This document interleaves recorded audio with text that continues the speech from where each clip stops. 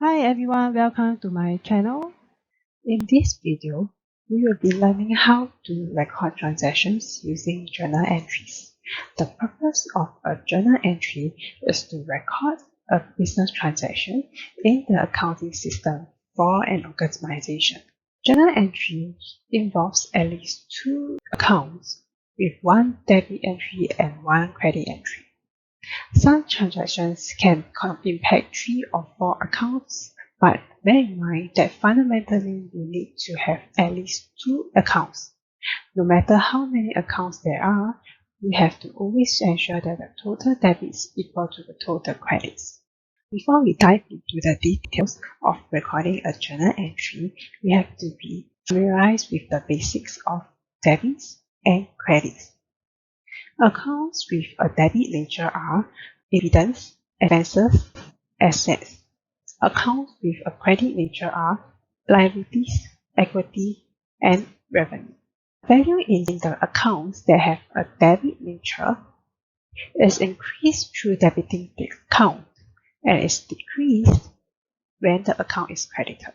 On the other hand, the values in the accounts with a credit nature is increased when the account is credited and is decreased when the account is debited. This can be confusing for beginners, which is why it is important that we memorize the nature of these accounts. An easy way for you to remember is on the debit side we have DEA and on the credit side we have LER. You can remember this as dealer. It is also important to remember that in every journal entry we have to ensure that the total amount that was debited has to be the same as the total amount that was credited. Do you recall the accounting equation which I have covered in my previous video?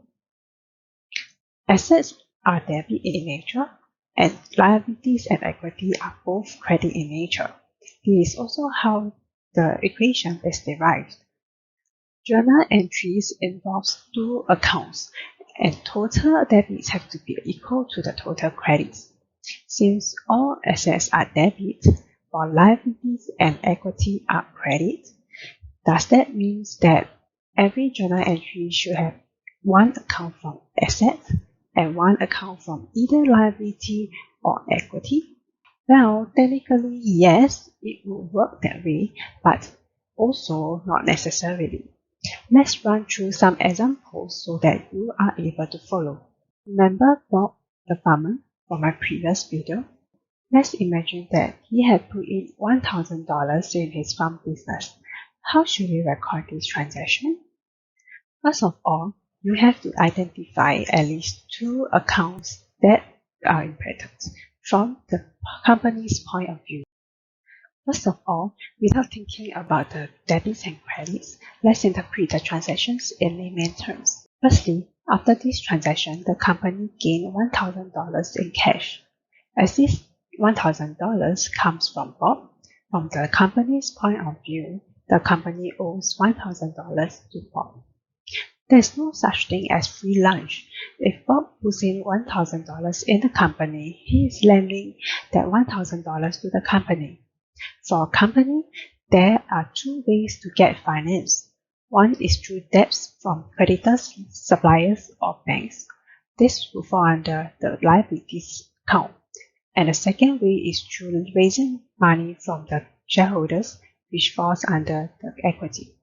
Here, Bob is the shareholder of his company, hence the account that will be impacted is the owner's equity. If you want to know the definition and examples of assets, liabilities, and equity, please check out my previous video on the introduction to basic accounting.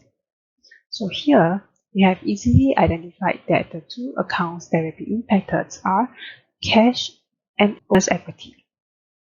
To begin with the recording of the journal entry, we have to first indicate the unique reference number tagged to it, followed by the date where the transaction took place, accounts and amounts to be debited and credited. Assuming that the transaction took place on 1st January 2021, we will record the date accordingly. Since we have already identified the accounts impacted, the next step is to identify which account to debit and which account to credit. Note that cash is an asset, hence the nature of the cash account is debit. In order to record an increase in cash of the company, we are debiting $1,000 to cash. As for owner's equity, it is an equity account, so the nature of the owner's equity account is credit.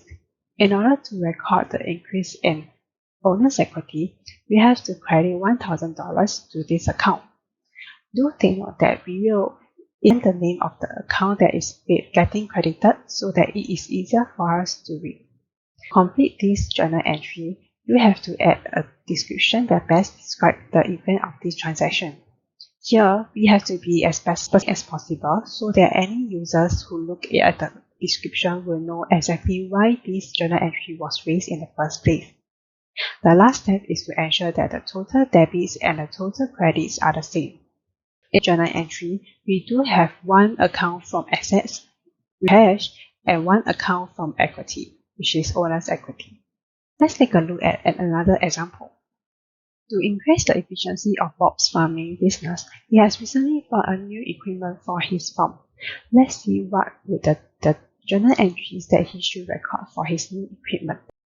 Firstly, in layman terms, we know that after this transaction, Bob has gained one machine and lost $1,000 because Bob has paid the machine in full using cash. Here, we have easily identified two accounts that are impacted by this transaction.